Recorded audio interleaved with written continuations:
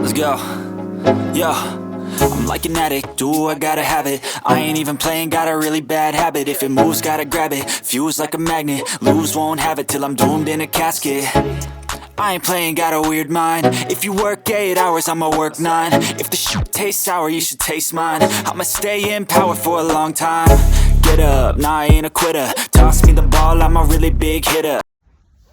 Welcome back to JMuddy93. I am Jeremy Warner. So today what we're doing is we are installing brand new taillights on my Can-Am Outlander 850 XMR, aka Demon Ducky. As you know, for the longest time I have actually rode my wheeler and I have one of my taillights out. So anyhow, let's take a look at what my old original taillights look like at this time. As you can see, this taillight works. I actually have it like kind of temporarily up in there.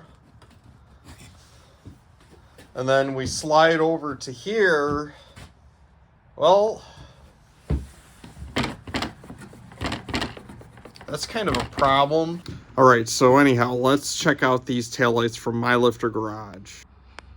These taillights here, all I can say is they are very high quality taillights, and they're definitely going to keep their place on the back of the machine. This is done with a 3D printer, and all I can say is the quality is just phenomenal.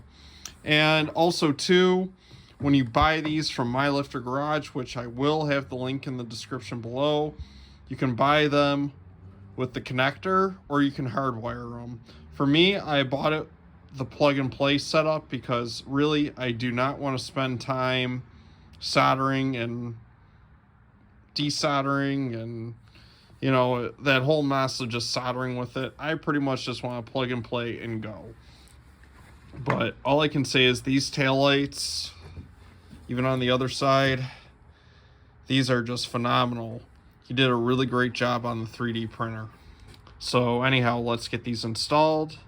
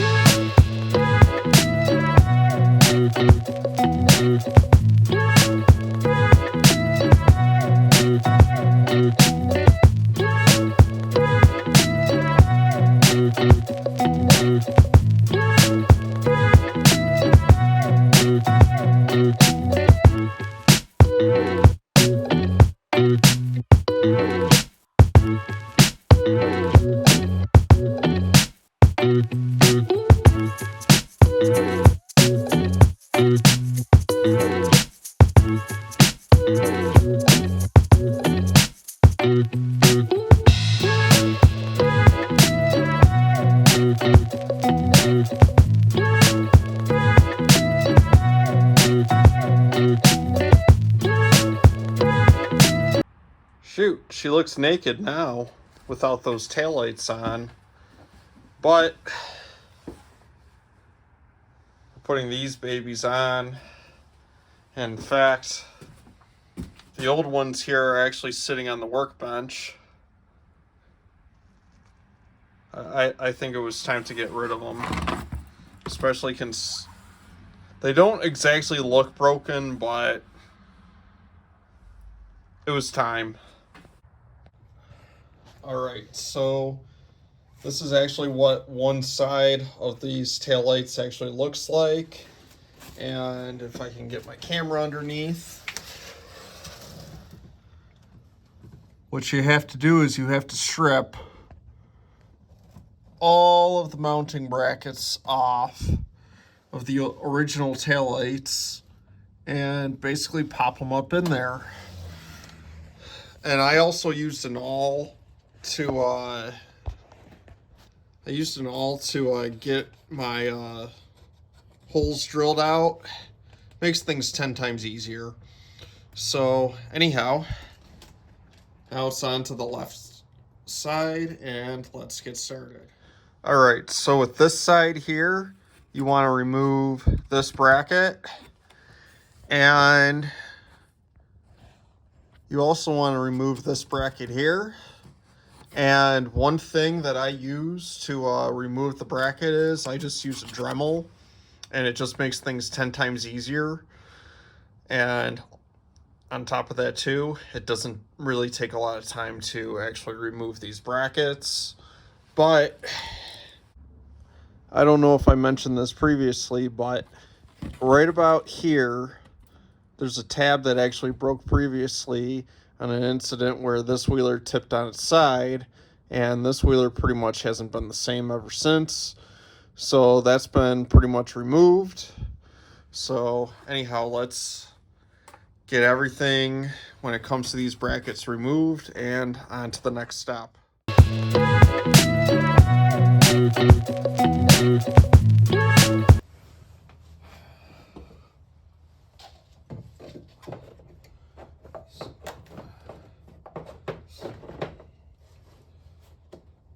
Me personally, I don't know how this is going to work,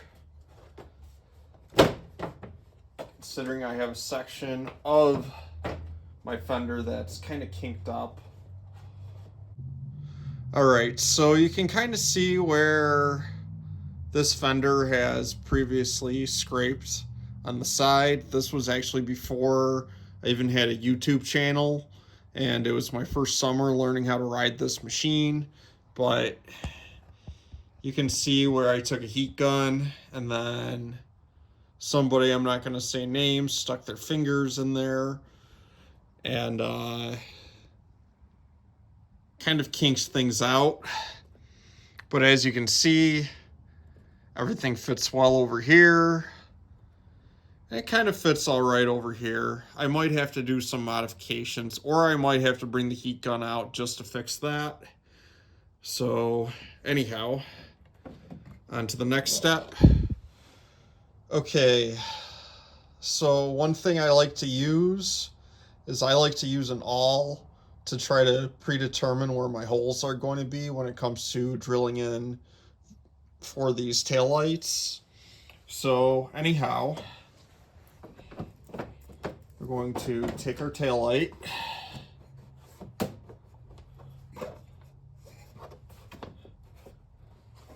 kind of get things meshed up together. Like, it really doesn't have to be perfect at this time. You just want it so you can actually, well, it does have to be perfect, but I know for a fact that hole is right about there. So that means you kind of want to drill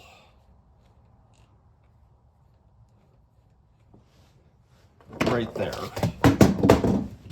And don't drop it. Okay, so when I drill, especially for these, I like to use a smaller drill bit because it's always easier to fix the hole.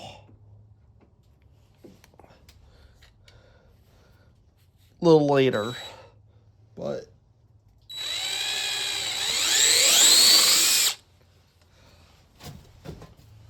take it, we'll drill it through. And then what I like to do after drilling my hole is I actually like to make sure that when I drill my bigger hole, it's actually going to line up. Right there, you can actually see where everything lines up. So now we can move on to the bigger drill bit. Okay, so one thing I learned from installing the other side is that you actually have 3 different bolt sizes. This is one of the longer ones. Then you have 2 other short ones. Make sure the long one actually goes in here, or you're gonna have a tough time actually trying to install the rear taillight. So anyhow, I'm gonna put this guy in. That way we can actually test fit the taillight. All right, so as you can see here, we got the 1 bolt in, and then this side I was actually hoping to not have to use the heat gun to try to rebend this back, but I think I will. So I'm going to do that off camera, because your situation and my situation are two completely different situations. So anyhow, I'm going to go grab the heat gun and I'll be back. All right, so now that I have this fender all straightened out, what I'm going to do is take my awl,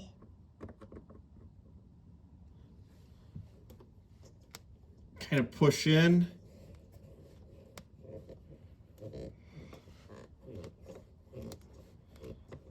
I'm pushing in right now where the fender is the straightest.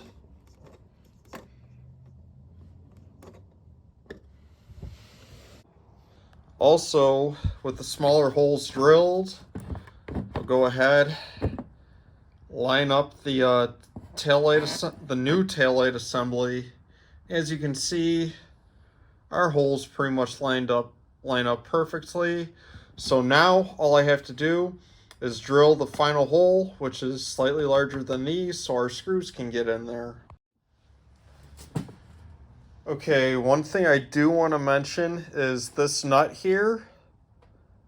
Camera's kind of having a little trouble trying to focus here. Is a 7mm, and these Allen bolts here are actually a 3mm. So that's what you will actually use to tighten these up.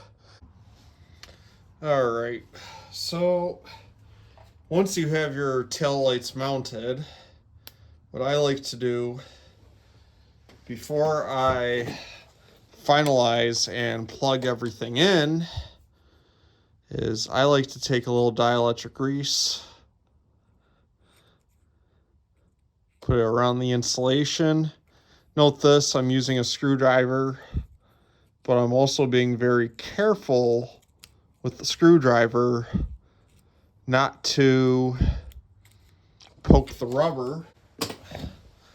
So now what you're gonna do, take your plug, put it in, and then also too, take your little clip here. That's gonna hold everything in.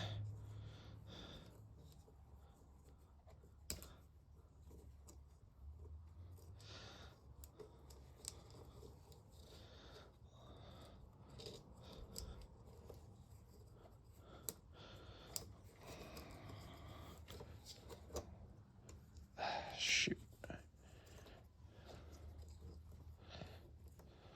Sometimes I slide in and out a little. I give it a little push. Ooh, these are bright. Wow, these are freaking bright. But they do look really good on the back.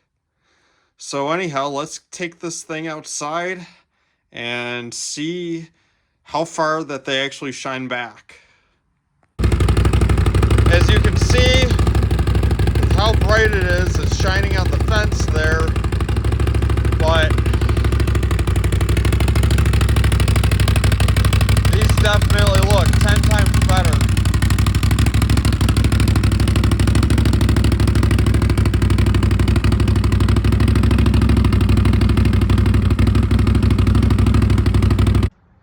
Anyhow, that concludes this video. Please like and subscribe. I would greatly appreciate it. And also, if you can, check out MyLifter Garage for these taillights here. And you can either buy them in plug and play, or you can buy them you can buy it so you can actually hardwire them. The choice is up to you. My personal preference, plug and play, 10 times easier to install. And honestly, I would rate these on level of difficulty. I would rate this probably a 3. That is, if you accidentally drop nuts and washers and stuff like that, and you have to dig around on the ground and try to find them. But other than that, these are actually pretty easy taillights to install. So if you can, please check out MyLifter Garage. And also, too, please like and subscribe. I would greatly appreciate it.